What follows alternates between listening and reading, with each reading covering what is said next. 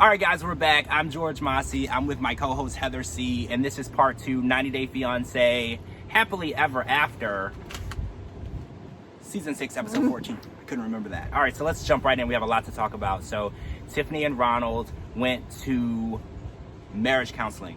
Ronald thought it was a good idea to hire his uncle as the marriage counselor because why not have family? Because family will be on your side. And it's cheap. It's cheap, or if not free. But this backfired completely because the entire marriage counseling session, Ronald's uncle ragged on him the whole time, basically, and took Tiffany's side, and that spilled over into the parking lot. Before they could even get into the car, they started fighting. So I'm going to go ahead and say that marriage counseling didn't work because the fight was so intense they wouldn't even leave together. I want to see her get rid of him. I mean, I know it's like, it's between a long time coming and it's sad at the same time because I know like he has a good relationship with her son. Her kids, yeah. But you know what? If mom isn't okay, mentally stable, everything, then it's not going to be healthy. So even though it might be sad, I mean, he can still be in their lives, but I think for her to truly find happiness, she's got to let this relationship go. Yeah, it's definitely toxic. At the end of its rope. She's here and he's here and they're not meeting. So, I mean, I commend them for trying and going to the, the counseling and whatnot. Mm-hmm. But in all honesty, let it go. Yeah, Tiffany. Move on. I think you can do better. I know my other co-host, Marshana, would hate that statement. She hates Tiffany, but I think you can do better, Tiffany. All right, let's talk about Libby and Chuck real quick. So last night, Chuck had a meeting with Libby. And to Libby's surprise, Libby's jaw dropped because Chuck said, I actually agree with you. Andre's a great guy. My kids are just... That was a long time coming. Yeah, my kids are actually just the problem. And even Libby said,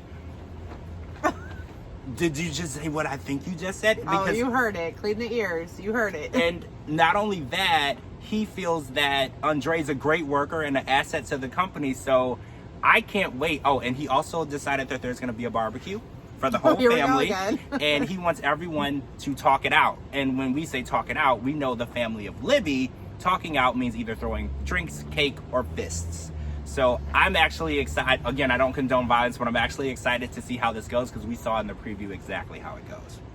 I don't either, but somebody needs to just set this family straight. Actually, you know what? Even better. A third party needs to come in. A mediator. Sit there and just say, hey, you this, you that, and whatever. Because they're just so much. Or, hey, let's do separate stuff because our family functions are not going well. Well, speaking of separate things, Becky and Jen decided on last night's episode that they're going to start their own house flipping business and they're going to compete with Chuck and Andre, which I think is daddy's money. Well, actually, they said they have money that they have of their own to use, and they're going to use it to buy a house and flip, and they're going to just kind of compete, which I think is healthy. It's not healthy what they've been doing. Fighting, throwing things, attacking each other. That's not healthy. So this might actually be something smart and intelligent coming from the sisters. No, they're going to find something and make this toxic. They are. They're going to, probably come and, bulldoze the house that Andre and or their dad set it on fire. Set it on fire. They don't know how to be civil. The way they act all the time, it's not good. So please tell me, please, if you ever happen to see this, which you probably won't, but if you do, please comment below. Are you really like this in real life? Because on TV, you're all a bunch of villains. I don't know. Please prove me wrong. Yeah, I want to believe. Anybody know them? Comment. Comment below. They're acting. Okay, so let's talk about Asuelos' mom and Tammy. They are at their house, at Asuelos and Kalani's house. I'm sorry.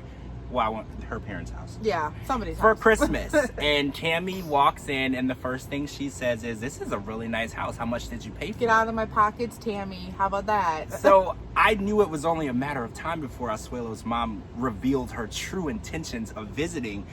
And it wasn't even 3 bites into dinner. She says, by the way, I'm going back to Samoa. You need to start sending me money. And I knew that this was coming. This is a recurring theme with her on the show. And people are really starting to see that their culture is kind of a toxic way, because she said she had 9 children, but she's really riding this one for money. There's 8 additional people who you can ask, but she feels like because Asuelo has this big house, that he's going to be the one that's going to give her all the money that she needs. I just have two things about this, and then we can let them go.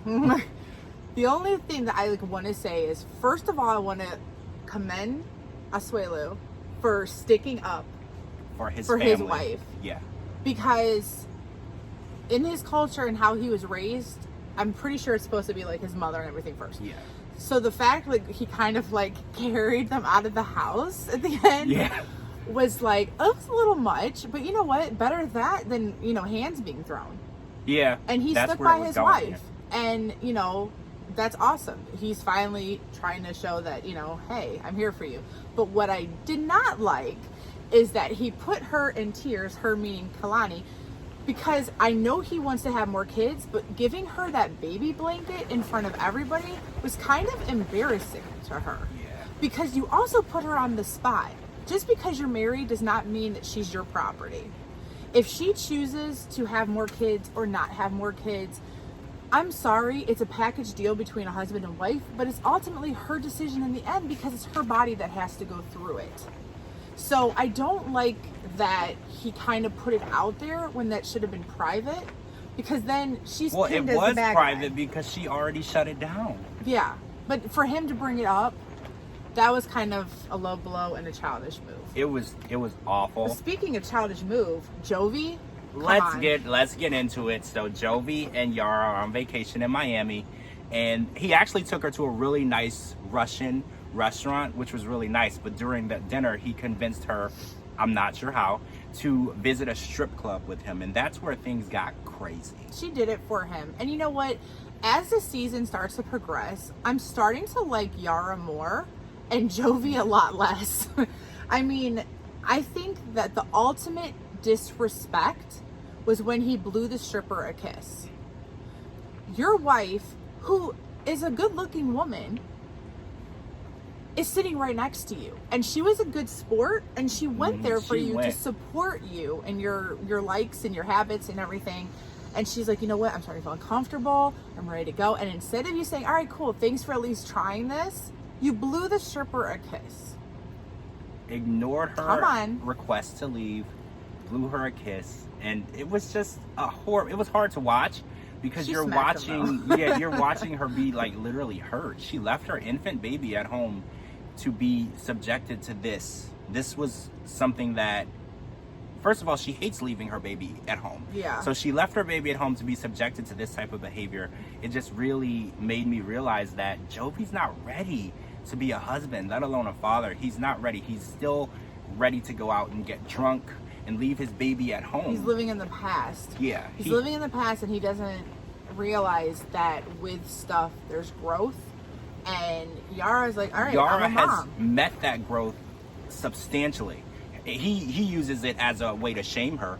Right. You're not fun anymore. You're a grandma. Yara has become an amazing mother and provider for her child, and she's changed because of the child that they brought into the world, and that's growth, that's progression. She changed her ways of doing things and what she did because she's a mother now, and I think Yara's an amazing mother, and calling her names is unacceptable. Never shame a good mom. Gwen, step in here, please. I know Gwen would not have this. Gwen is an amazing mother, and I know it's almost strange for me that she raised Joby. I have my doubts, because there's no way. I was raised in Louisiana, and there's no way that I would behave that way, and it's crazy to me that Joby treats his wife that way. And on that note, that's it. That's all that we saw this week. I'm George Mossey. This is my co-host Heather C. Again, next week is going to be pretty intense. Make sure you live tweet with us on the show next Sunday. I'm at George Mossey. This is at Pinky69Brit. And thank you guys so much for watching and joining us, and we will see you all really, really soon.